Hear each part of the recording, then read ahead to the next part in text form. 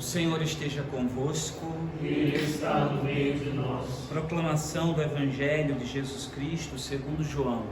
Glória a vós, Senhor.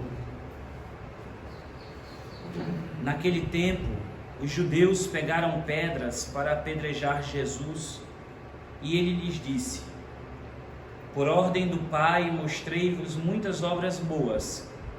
Por qual delas me quereis apedrejar? Os judeus responderam: Não queremos te apedrejar por causa das obras boas, mas por causa da blasfêmia, porque sendo apenas um homem, tu te fazes Deus. Jesus disse: Acaso não está escrito na vossa lei: Eu disse, vós sois deuses? Ora, ninguém pode anular a Escritura. Se a lei chama deuses as pessoas às quais se dirigiu a palavra de Deus, por que então me acusais de blasfêmia, quando eu digo que sou filho de Deus, eu, a quem o Pai consagrou e enviou ao mundo? Se não faço as obras do meu Pai, não acrediteis em mim. Mas se eu as faço, mesmo que não queirais acreditar em mim, acreditai nas minhas obras, para que saibais e reconheçais que o Pai está em mim e eu no Pai. Outra vez procuravam prender Jesus, mas ele escapou das mãos deles. Jesus passou para o outro lado do Jordão e foi para o lugar onde antes João tinha batizado, e permaneceu ali. Muitos foram ter com ele e diziam: João não realizou nenhum sinal, mas tudo o que ele disse a respeito deste homem é verdade. E muitos ali acreditaram nele. Palavra da salvação. Glória a vós, Senhor. Louvado seja nosso Senhor Jesus Cristo. Para sempre seja louvado. Queridos irmãos, queridas irmãs, os nossos irmãos de comunidade aqui presentes, nossos irmãos que estão acompanhando pelas redes sociais,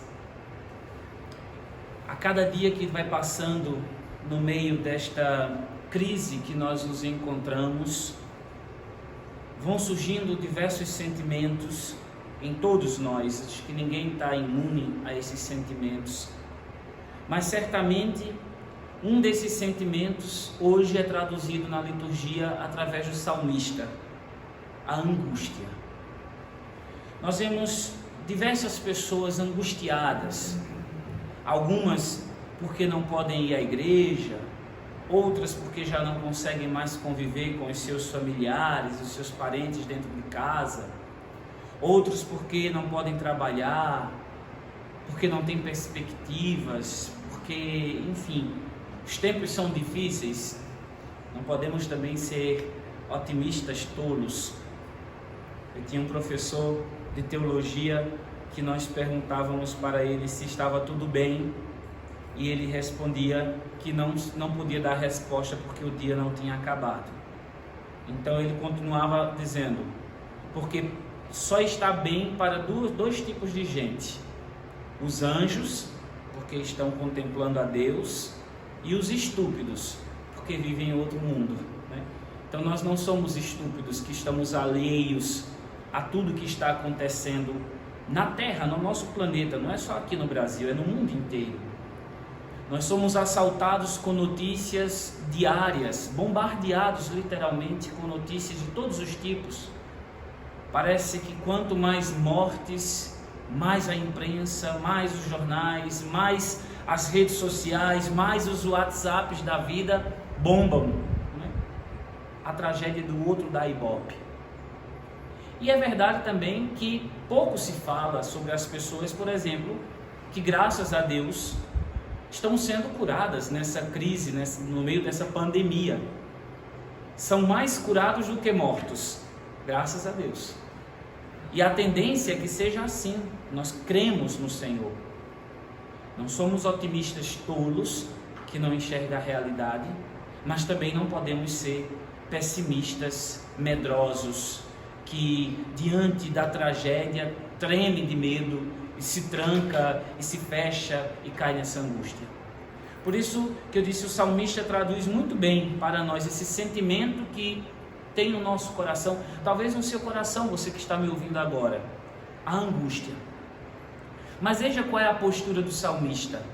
Jeremias, nós ouvimos a trama dos ímpios para pegarem o justo.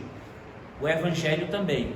Jesus é o justo e a trama dos judeus para apedrejá-lo. E como Deus livra tanto o profeta Jeremias, que coloca a sua causa nas mãos do Senhor, e por isso ele diz: cantai e louvai o Senhor, porque ele salvou a vida de um pobre homem. E Jesus, que escapa da mão dos judeus que querem matá-lo e vai para além Jordão, aonde João batizava, e ali muitos acreditaram no Senhor. Quer dizer, das duas situações, porque confiaram em Deus, o Senhor livrou.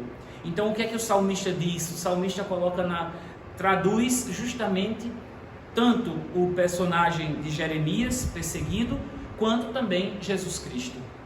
Ao Senhor eu invoquei na minha angústia e Ele escutou a minha voz. Eu penso que isso deve estar no coração de todos nós cristãos, mas sobretudo no coração de todos os que estão angustiados. Olha, meu irmão, na angústia, na tribulação, não serve de nada você ficar desesperado. Na angústia e na tribulação, você não vai diminuir o seu sofrimento se você ficar vendo ainda mais coisas ruins, mais notícias ruins. Se você começar agora a brigar com todo mundo, se você começar, a chorar descontroladamente, não vai resolver nada. Na nossa angústia, nós precisamos fazer como o salmista, invocar ao Senhor. Invocar ao Senhor. Mesmo que você já há muitos anos não tenha essa prática, infelizmente, no mundo corrido que nós vivemos ou vivíamos, agitado por tantas coisas, tantos trabalhos, temos que chegar cedo, temos que correr no trânsito, temos que fazer isso, aquilo, outro, nós vamos perdendo a prática da oração.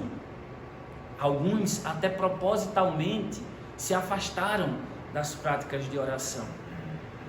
Perderam o costume, como diz aquela música, da criança inocente que rezava antes de dormir. Adormecia dormindo, como canta o Padre Zezinho. Não tem problema. O importante é que agora, no meio desta angústia que nós vivemos, nós voltemos a rezar. Você entende? Então, mesmo que você já não saiba mais como fazê-lo, mesmo que você tenha perdido a prática, mesmo que você tenha perdido o costume, agora, neste momento de angústia, é mais sábio aquele que volta a rezar, aquele que invoca a Deus. E o salmista diz: eu invoquei na minha angústia e Ele escutou a minha voz. Deus escuta a nossa voz, e não tem uma oração, uma lágrima, clamor de socorro elevado a Deus que passe desapercebido por Ele. Não tem uma só prece que nós façamos que Deus não escute. Deus escuta a nossa oração. Deus escuta os nossos gemidos. Até as lágrimas que você derrama sobre o seu travesseiro, às vezes chorando silenciosamente, Deus escuta, Deus percebe, Deus vê. Deus não está alheio do nosso sofrimento. Deus está conosco. Por isso o salmista declara: eu vos amo, ó Senhor, sois a minha força. Eu fico imaginando, queridos irmãos e irmãs, aquelas pessoas que não têm fé, as pessoas que não têm o seu refúgio em Deus. Quanto desesperançosos devem estar eles nesse tempo tão difícil do nosso mundo, da nossa vida. Porque nós que somos cristãos, não é que somos perfeitos. Existem muitos cristãos, inclusive o padre que vos fala, que precisa de conversão. Mas nós cremos em Deus. Nós temos um refúgio, nós temos um rochedo que nos abriga. Você sabe para que serve o rochedo que nos abriga? Por que se fala tanto O Senhor é o rochedo que me abriga. Porque naquela época não se tinha mansões, como nós temos hoje em tantos lugares. Lá na terra de Jesus não existia o Lago Sul, existia o Lago de Genezaré. Lá não tinham grandes casas, lá tinham cabanas. E onde era o lugar mais seguro para se estar? Dentro da caverna, no rochedo bem seguro que me guarda. Então na hora da tempestade, porque lá também caem tempestades, na hora da tempestade o lugar mais seguro para se estar é dentro do rochedo. Meu irmão, nessa sexta-feira do Sagrado Coração de Jesus, o rochedo bem seguro que nos salva é o coração sagrado de Jesus. É sábio aquele que se refugia nesse coração. É sábio aquele que, com medo, com angústia, com desespero, com que seja lá o que for, corre para dentro do Sagrado Coração de Jesus. O Sagrado Coração de Jesus é o rochedo bem seguro que me abriga. A minha força, a minha poderosa salvação. Padre, mas se eu entro nesse Sagrado Coração, se eu rezo, eu não serei atingido, eu não vou adoecer? Não significa isso. Ontem eu já falei sobre isso. O mosquito da dengue não sabe quem é cristão e quem não é cristão. Ele pica todo mundo. Basta que você se exponha. O coronavírus, ele não olha para a cara do cristão e sai correndo, né? Ele vai atrás de todo mundo, né? Sobretudo de quem é imprudente. Ele vai atrás, ele gosta de gente imprudente. Aliás, o demônio também adora gente imprudente, né? Então, não é que nós vamos ser imunes à doença. Não se trata disso. Pode ser até que nós percamos alguém querido, seja pelo coronavírus, seja por outro problema. Todos nós estamos sujeitos a isso.